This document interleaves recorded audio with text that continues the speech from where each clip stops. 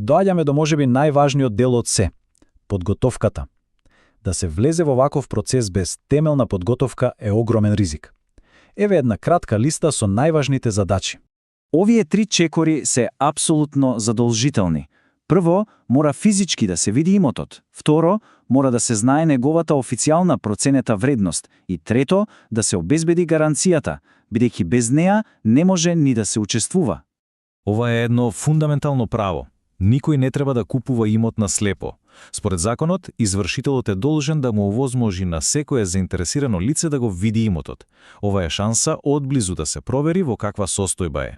Еве нешто клучно за сигурноста на секој купувач. Цената на имотот не е произволна.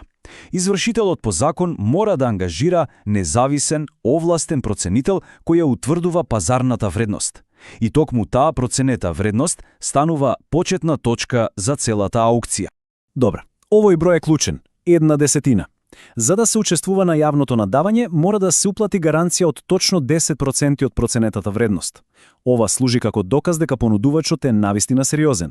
Сепак има и исклучоци. Например, доверителот, односно тој на кого му се должат парите, не мора да уплати гаранција ако сака да учествува. Истото важи и за банка која има хипотека на имотот. Единствен услов е нивното побарување да е барем колку износот на гаранцијата.